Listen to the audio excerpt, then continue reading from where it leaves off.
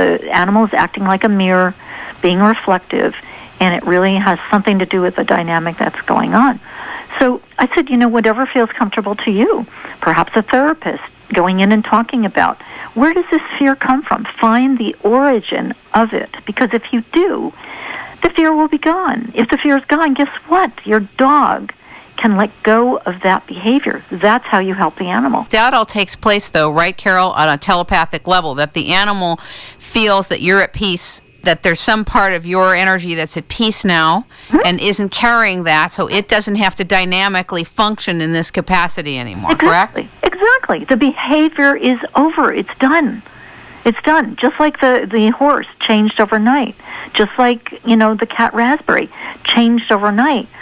This can happen quickly, depending on how willing is the family to work on it. But what I tell them is, if you choose not to do anything about it yourselves, the dynamic can't change. The animal can't change in a vacuum. The animal needs your help because it's something that's going on within the family.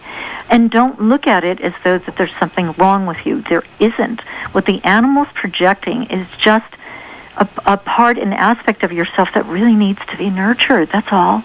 So this is where animals become some of our greatest teachers and role models, because one of the primary reasons that they're in our lives is to teach us how to love ourselves the way they love us unconditionally.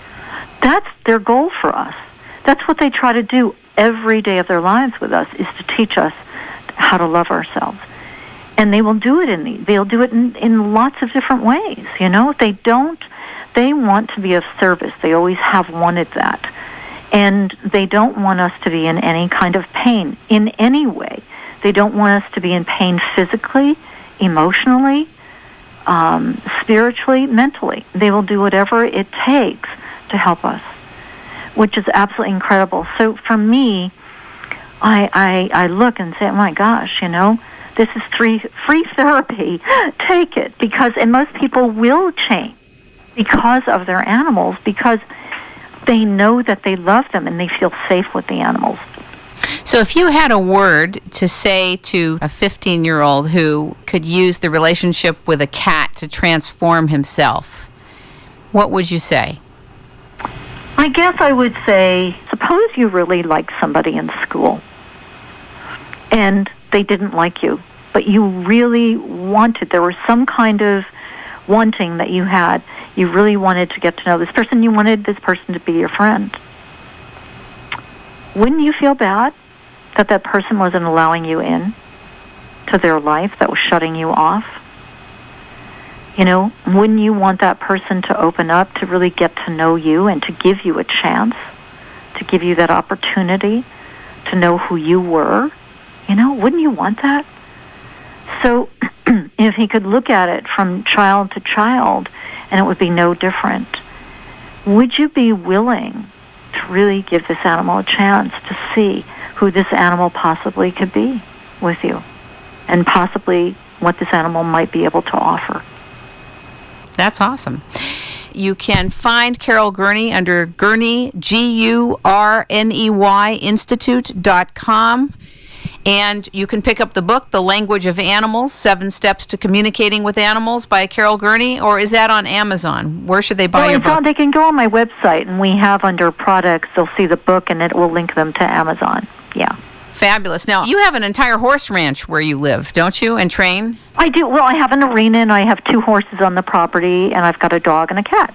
That's awesome. Now, do you do any work with children and animals? Children do come to the workshop because parents recognize that their children already have this ability and they want to enhance it. And I've tutored, there are parents that really feel that their children have the ability, and so I will sometimes tutor with them, mentor them. But children come to the workshop as well. Yeah. I think it would be fantastic for children. Yeah, and then, we also have, I just started this because there are a lot of people out there that can't get to a workshop. They can't travel. They don't have the money to fly into an area. And if they don't live in California where I am, or they can't get to another area where I'm teaching at, we started these 3-hour webinars, and they're really going beautifully so that, people can also have a way of learning how to do this from their own home, which is really nice.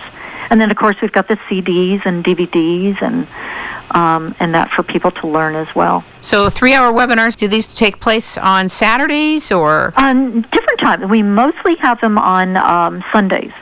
But last time I did it on a Saturday, and my assistant told me never to do that because I'm not a computer person. I got through it, but it was a bit stressful for me, making sure that I was, clicking the right buttons and this and that. So they'll usually be on a Sunday, from 10 to 1. Well, that's awesome. I really want to thank you for being on the show and for coming and sharing yourself for an hour with myself and audiences who will be listening from now till the end of time. Oh, Kim, thanks for inviting me. I love to talk about what I do. It's my passion. I love it. I love to help people understand that, who animals truly are. They're just like we are. There's no difference.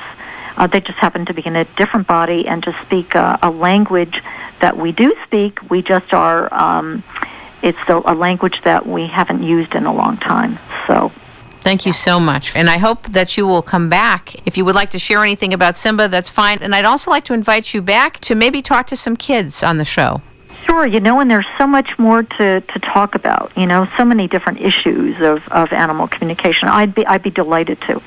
Thank you so much, Carol. All right, and you take care. Okay, bye-bye. All righty, bye-bye now.